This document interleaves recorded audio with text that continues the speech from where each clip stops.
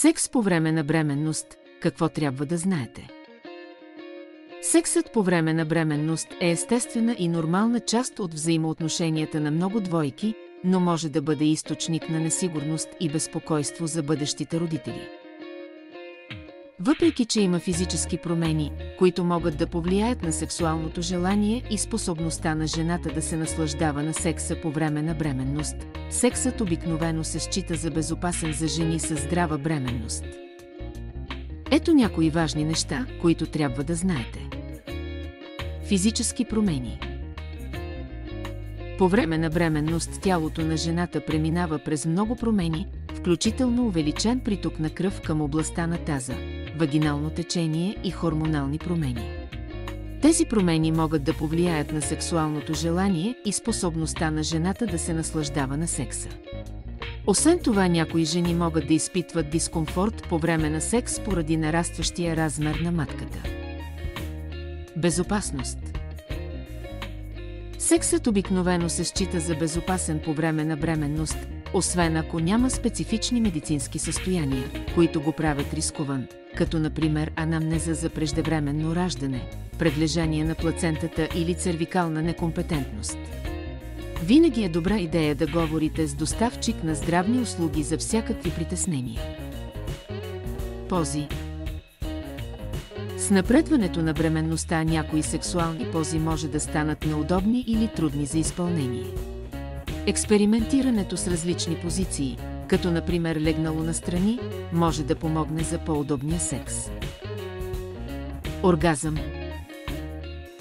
Оргазмите по време на бременност обикновено са безопасни и някои жени могат да изпитат повишена чувствителност и удоволствие поради увеличения кръвен поток в областта на таза. Въпреки това, някои жени могат да получат контракции по време на оргазъм, което може да е тревожно. Тези контракции, известни като контракции на Бракстън Хикс, обикновено са безвредни и не са признак на преждевременно раждане. Комуникация.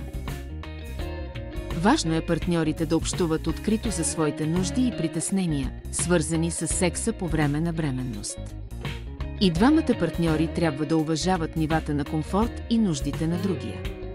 Ако някой от партньорите има притеснения или дискомфорт, свързани с секса по време на бременност, важно е да ги обсъдите с доставчик на здравни услуги. Ползи.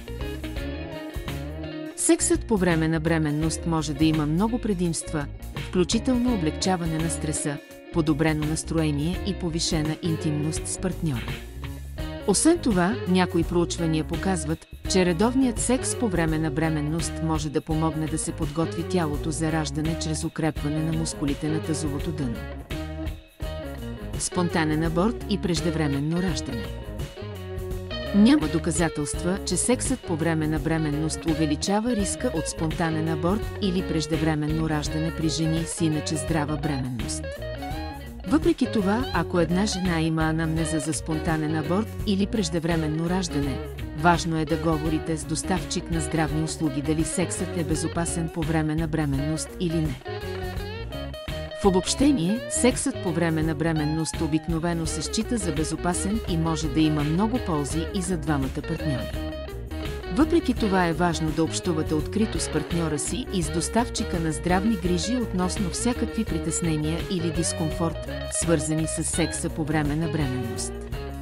Освен това, някои медицински състояния могат да направят секса по време на бременност рискован, така че е важно да се консултирате с доставчик на здравни услуги, ако има някакви притеснения.